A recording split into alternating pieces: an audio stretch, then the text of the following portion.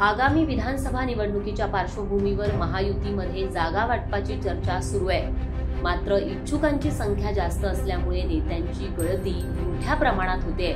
विशेष करून पुण्यामध्ये महायुतीतील अजित पवारांच्या राष्ट्रवादीला मोठ्या प्रमाणात गळती लागली आहे। शहराचे पदाधिकारी, जिल्हा कार्यकारिणीतील सदस्य, माजी आमदार हे अजित पवारांची साथ सोडून थोरल्या पवारांकडे जात असल्याचं दिसून येत आहे। हे डॅमेज कसं थांबवावं असा प्रश्न पक्षासमोर असतानाच आता आळंदीतून अजितदादांना धक्का देणारी बातमी समोर आली आहे। आळंदीतील अजित पवारांचे खंदे समर्थक अनिल बाबा राक्षे हे पवार गटात जाणार असल्याची चर्चा आहे। राक्षे यांनी गुरुवारी पवार गटाचे खासदार अमोल कोल्हेंची भेट घेतली।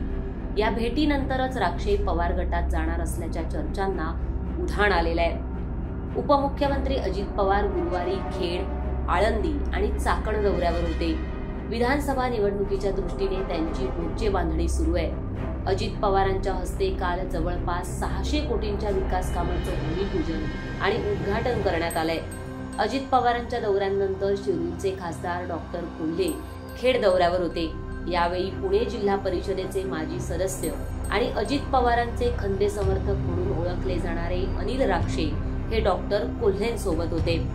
अनिल राक्षे हे राष्ट्रवादी काँग्रेसमध्ये नाराज असल्याची चर्चा आहे। त्यामुळेच त्यांनी शरद पवार गटाचे खासदार डॉक्टर कोल्हेंची भेट घेतल्याचं बोललं जात आहे। या भेटीनंतर खेडमध्ये काहीतरी उलटफेर होणार असे तर्कवितर्क लढवले जात आहेत। अनिल बाबा राक्षे यांनी जर पारडं बदललं तर मतदारसंघाचं समीकरण बदलू शकतं।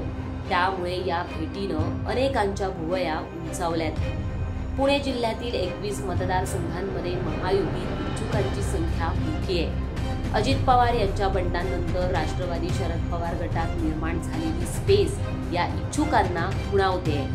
खेड, आळंदी विधानसभा मतदारसंघात विद्यमान आमदार अजित पवारांच्या राष्ट्रवादीचे दिलीप मोहिते पाटील आहेत। अजित पवारांनी गुरुवारी त्यांच्या उमेदवारीचे संकेत दिलेत। महाविकास आघाडीत शरद पवार गटाकडे हा मतदारसंघ येण्याची दाट शक्यता आहे। त्या दृष्टीनं खासदार कोल्हे हे उमेदवारांची चाचपणी करतायत। अशातच अनिल बाबा राक्षे यांनी डॉक्टर कोल्हेंची भेट घेणं, त्यांना आपल्या घरी जेवणासाठी निमंत्रित करणं, यावरून ते लवकरच तुतारी हाती घेणार असल्याची शक्यता वर्तवली जाते।